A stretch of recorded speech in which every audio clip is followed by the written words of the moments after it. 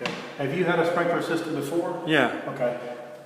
To go through all of this, I'm going to try to get the high parts on here. First, they have to list everything off here now that's on the sprinkler system. And it tells you what type of heads they are. Right. Okay. The big part of that is your regular spray heads. Those are the ones that spray up and all the time. You don't need as much time on those as you do with like a drip line or a rotor head.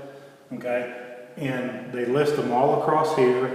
Okay. On the back of this sheet also gives you the instructions on how To program it? Yeah, how everything is programmed on here. The biggest part to talk about is this picture here, because this is a lot different than how they used to set up the sprinkler systems. So that's where all the sprinklers are? Yeah, these are the different zones. Okay. Okay, so the big part that changed was the sides. Okay, a long time ago, this used to be probably all one zone here and then part of the backyard. Okay, the negative with that is you needed plenty of water here and here, but not on the side. Right. So we used to water too much on the sides because it was all in one zone. Right. They're all separated now. So your sides are on their own zone by themselves. Right. The backyard's by itself. The front yard is by itself. And that way, these don't need very much water because the neighbors are actually going to be watering the same spot too. Right. So that'll help you as far as conserving water. Okay. The green area is a drip line. Okay. Which is your bed locations. It's listed on there. And then between the sidewalk and the street, that's also a drip line. Okay. Okay, so usually So those... it's from the underneath, right? Yeah, correct. Normally those, you're going to run those 3 times longer than your pop-up heads. Right. Okay. The other part of it is not really drawn on here, but you do have a line that goes around the house for the foundation.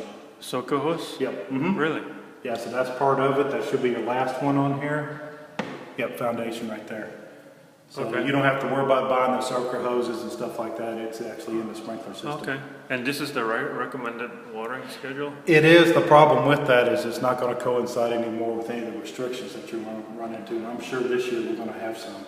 Right. The other part we have on here is this little device here. Okay. This is a rain and freeze sensor.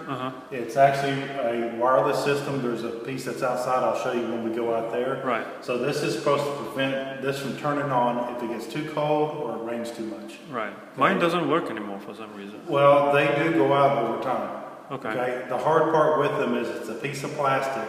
You can actually get even cobwebs and stuff in them and it won't let the water get into it. I think they're a great idea, but I don't trust it enough. Okay, more so for freezing. If I know it's going to be freezing cold outside, I'm turning my sprinkler off. Right. Okay. Rain-wise, sometimes it turns mine off, sometimes it doesn't. That's more just trying to save water. Right. Okay, so if it's going to rain, if I know it's going to rain for 3 days, I'm probably turning mine off.